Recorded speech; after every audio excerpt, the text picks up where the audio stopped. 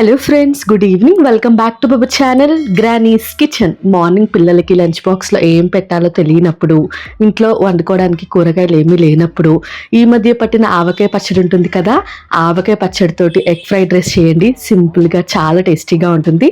డెఫినెట్గా ట్రై చేయండి. వీడియోలోకి వెళ్ళే ముందు ఎగ్లో హెల్త్ బెనిఫిట్స్ ఏంటో చూసేయండి. ముందుగా అన్నం పొడి పొడిగా చేసుకుని ప్లేట్లోకి యాడ్ చేసుకుని పక్కన పెట్టుకోండి. మిగిలిపోయిందైనా పర్వాలేదు, అప్పటికప్పుడు వండుకుందైనా పర్వాలేదు.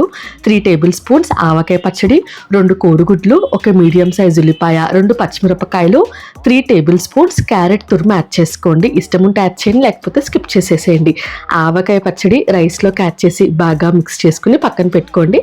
కొద్దిగా ఆవకాయ పచ్చడి ఎక్కువ యాడ్ చేసి కలుపుకోండి, టేస్ట్ బాగుంటుంది. కలుపుకున్న ఆవకాయ రైస్ని పక్కన పెట్టేసుకుని ఇప్పుడు ఒక పాన్ తీసుకోండి. పాన్ తీసుకుని 2 టేబుల్ స్పూన్స్ ఆయిల్ యాడ్ చేసుకోండి. ఆయిల్ బాగా హీట్ అయిన తర్వాత ఉల్లిపాయ, కరివేపాకు, క్యారెట్ తురుము యాడ్ చేసుకోండి. పచ్చిమిర్చి లాస్ట్లో యాడ్ చేయడం వల్ల నంచుకుని తినడానికి రైస్లో బాగుంటుంది.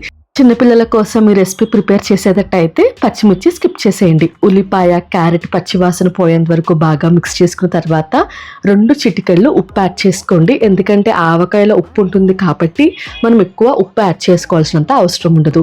ఉల్లిపాయ, క్యారెట్ చక్కగా వేగిపోయిన తర్వాత 2 కోడిగుడ్లు యాడ్ చేసుకుని పచ్చివాసన పోయి చక్కగా ఎగ్ని ఫ్రై చేసుకోండి. ఎగ్ పచ్చివాసన పోకపోతే ఈ ఎగ్ రైస్ అంత టేస్టీగా ఉండదు. అందుకని ఎగ్ చక్కగా ఫ్రై చేసుకోండి. కొద్దిగా ఆయిల్ ఎక్కువ యాడ్ చేసుకోండి. ఎగ్ చక్కగా ఫ్రై చేసుకున్న తర్వాత ముందుగా మిక్స్ చేసి పెట్టుకున్న ఆవకాయ రైస్ని ఇందులోకి యాడ్ చేసేసేయండి. మీరు నాటు కోడిగుడ్లు కూడా యాడ్ చేసుకోవచ్చు. ఆవకాయ రైస్ యాడ్ చేసేసి బాగా మిక్స్ చేసుకుని ఇంకా వేడివేడిగా సర్వ్ చేసుకోండి. చాలా టేస్టీగా ఉంటుంది. దింపే ముందు ఒకసారి సాల్ట్ చెక్ చేసుకోండి. సాల్ట్ సరిపోకపోతే కొద్దిగా యాడ్ చేసుకోండి. రైస్ యాడ్ చేశాక 2 మినిట్స్ హై ఫ్లేమ్లో ఫ్రై చేసుకుని ఇంకా సర్వ్ చేసుకోండి. చాలా టేస్టీగా ఉంటుంది. ఆవకాయ లవర్స్ ఎవరైతే ఉన్నారో వాళ్ళు ఖచ్చితంగా ట్రై చేసి నాకు ఎలా వచ్చిందో కామెంట్ సెక్షన్లో కామెంట్ చేయండి. సింపుల్గా 5 మినిట్స్లో అయిపోతుంది. సర్వ్ చేసుకునే ముందు ఒక ఆనియన్, కొద్దిగా పెరుగుతో సర్వ్ చేసుకోండి. చాలా టేస్టీగా ఉంటుంది. పెరుగు ఇష్టం లేని వాళ్ళు స్కిప్ చేసేయండి. ఖచ్చితంగా ట్రై చేసి ఎలా వచ్చిందో కామెంట్ సెక్షన్లో కామెంట్ చేయండి. ఈ వీడియో మీకు నచ్చింది అనుకుంటున్నాను. నచ్చితే ఖచ్చితంగా నా ఛానల్ని సబ్స్క్రైబ్ చేసుకోండి.